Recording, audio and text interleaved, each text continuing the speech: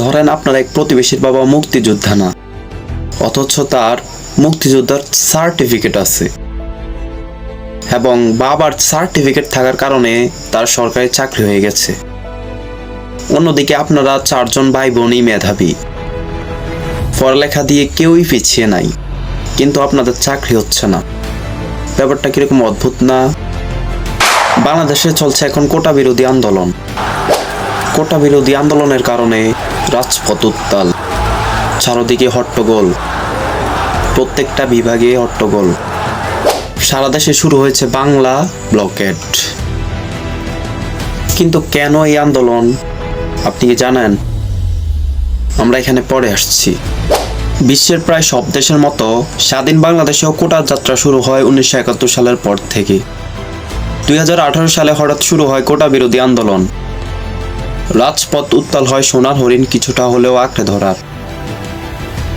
ওই সময় যা 8 মাস স্থায়ী হয়। তীব্র আন্দোলনের মুখে 9ম ও 13তম গ্রেডে নিয়োগ কোটা সম্পূর্ণ প্রত্যাহার করা হয়।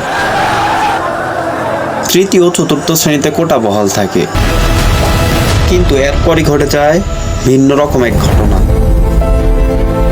এর প্রায় 3 বছর পর অর্থাৎ 2021 সালে মুক্তিযোদ্ধাদের কয়েকজন সন্তান এই প্রজ্ঞাপনের বিরুদ্ধে আদালতে একটি রিট খারিজ করে।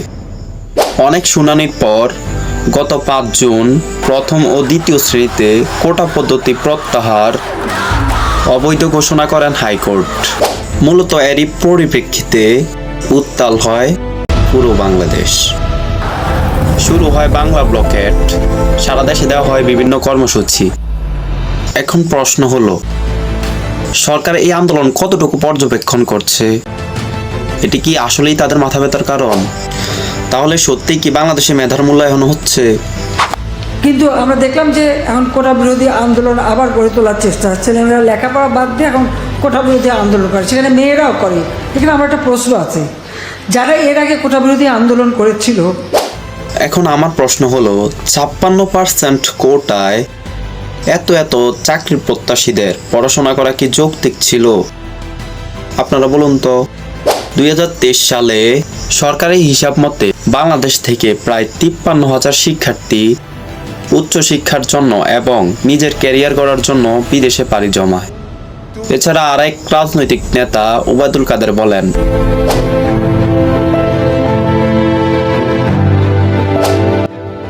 এখন আমি একটা কথা বলি, ধরেন আপনার সামনে একটি বাচ্চা পানিতে পড়ে যাচ্ছে।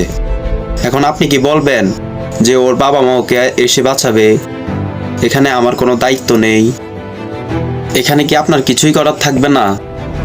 আসুন এবার একটু রাজনৈতিক প্রেক্ষাপটে যাই, দেখে আসি অন্যান্য দেশে কত % কোটা রয়েছে। বিশ্বের কোনো দেশে বাংলাদেশের মতো এত কোটা নেই। পাশের দেশ ভারতে মাত্র 49.5% কোটা রয়েছে। তবে তাদের একটি সুষ্ঠু কোটা বন্টন ব্যবস্থাও রয়েছে। একটি পরিবারে একজনই কোটা সুবিধা ভোগ করতে পারবে এবং উচ্চশিক্ষায় এই কোটা ব্যবহার করা হলে চাকরিতে আর এই কোটা ব্যবহার করতে পারবে না। এছাড়া যুক্তরাষ্ট্রে 8%, চীনে 8%, জাপানে 5% ও নেপালে 45% কোটা রয়েছে। মুক্তিযোদ্ধাদের প্রতি সম্মান রেখে তাদের সন্তানেরা কোটা পেতেই পারে, কিন্তু তাদের পরবর্তী প্রজন্ম কিভাবে এই কোটা দাবি করে?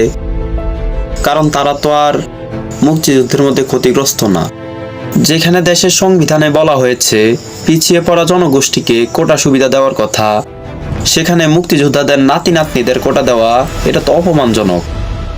এটা একদিকে যেমন মুক্তিযোদ্ধাদের প্রতি অসম্মানজনক, অন্যদিকে দেশের প্রতি চরম বৈষম্যমূলক। তো আজকে আবার কোটা বহাল স্থগিত রাখা হয়।